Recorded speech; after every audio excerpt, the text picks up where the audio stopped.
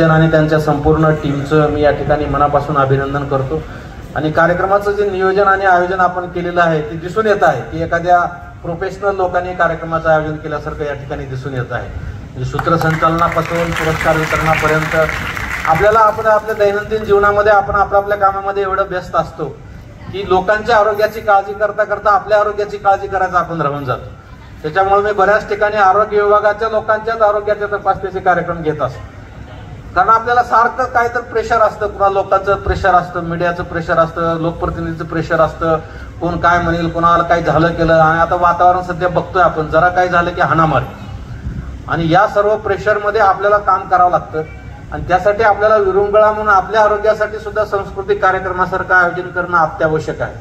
आणि हे सातत्यानं केलं पाहिजे, कारण मी मागच्या 4-5 वर्षापासून प्रत्येक जिथं जिथं मी काम करतो तिथं वेगवेगळ्या विभागाचा प्रत्येक विभागामध्ये अतिशय चांगले कलाकार आहेत, परंतु त्यांची जी कला आहे ती फक्त त्यांच्या घरापुरती किंवा त्यांची जिथं काम करतात तेवढ्यापुरतीच मर्यादित राहते। त्यांना जिल्हा स्तरावर किंवा विभागीय स्तरावर त्यांना व्यासपीठ मिळत नाही, आणि हे व्यासपीठ मिळून दिलं पाहिजे आणि आपण सुद्धा चांगला प्रतिसाद त्यांना दिला पाहिजे। वारंवार टाळ्या वाजवा म्हणे, कारण आपले लोक आहेत, आपल्या कुटुंबातले कोणीतरी आहेत, त्यांचा पुरस्कारांना गौरव होतोय किंवा ते एखादी कला सादर करतायत।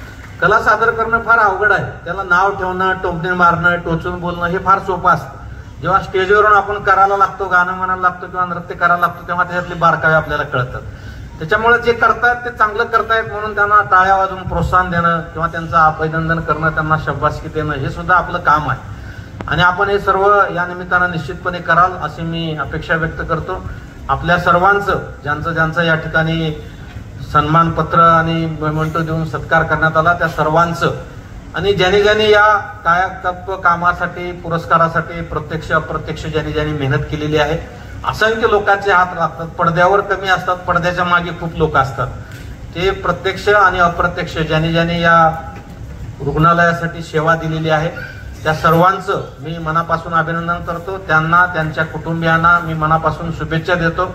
आणि अतिशय चांगला कार्यक्रम आपण या ठिकाणी आयोजित केलेला आहे, त्याबद्दल सिव्हिल सर्जन आणि त्यांच्या सर्व टीमचं मनापासून अभिनंदन करत असताना जे कलाकार या ठिकाणी कला सादर करणार आहेत त्यांचं सुद्धा मी मनापासून अभिनंदन करतो।